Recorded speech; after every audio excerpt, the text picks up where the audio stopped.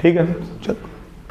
Yes everybody, question is again 1 marker, the relation are in the set 1 2 3।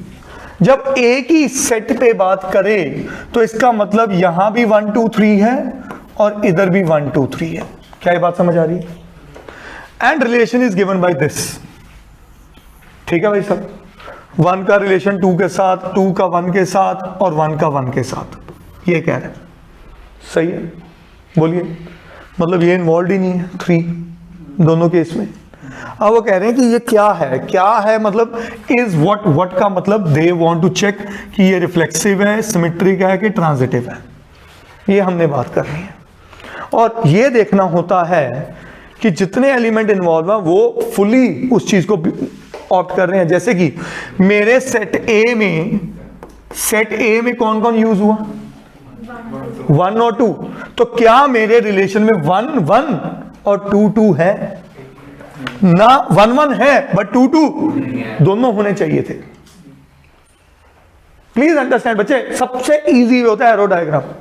आपने arrow diagram बना दी, हर question आसान है, समझेगा नहीं? 1 1 3 का सोचना ही नहीं, क्योंकि 3 is not forming a relation. 3 is not forming a relation. तो मैं यहां पे क्या लिखूं? As 2 2 does not belong to relation, so therefore relation is not reflexive। क्या ये बात समझ आई सबको? बोलिए। अगला केस सिमेट्रिक पे बात करें। 1 2 है, इसका मतलब रिलेशन के अंदर 1 2 भी होना चाहिए और 2 1 भी होना चाहिए। क्या है? 1 2 और 2 1। सही है, यस और नो? तो मैं यहां पे as 1 2 and 2 1 both belong to relation, so therefore relation is symmetric। अब 1 2 2 1 है, देखो 1 2 2 1 ए बी बी सी ए सी कौन बना?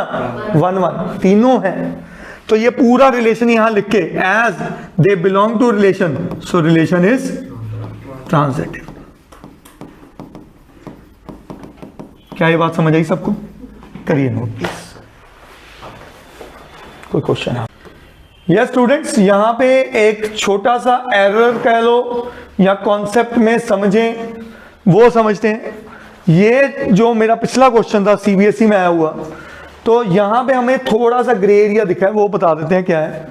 कि अगर मेरा रिलेशन आर है 1 2 2 1 और 1 1, हमने ये थॉट तो सोच लिया, ये सब एलिमेंट्स हैं, यस और नो? तो एलिमेंट्स की position doesn't make any difference. तो अगर मैं इसको मन में सोचता कि ये लिखा हुआ है 2 1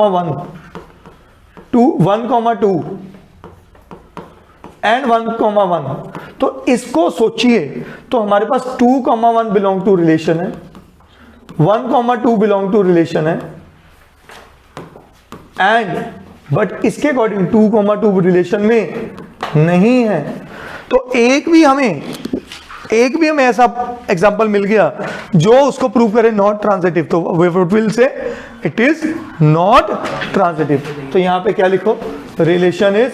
तो ये प्लीज इसको क्रॉस कर देना, क्योंकि हमें हर एस्पेक्ट चेक करना है। तो रिलेशन इज नॉट ट्रांजिटिव। समझ गए? तो ये इसके अगले क्वेश्चन करने में ये पॉइंट सामने आया कि हमें इस पे सोचना पड़ेगा that we have all the aspects. करिए नोट प्लीज।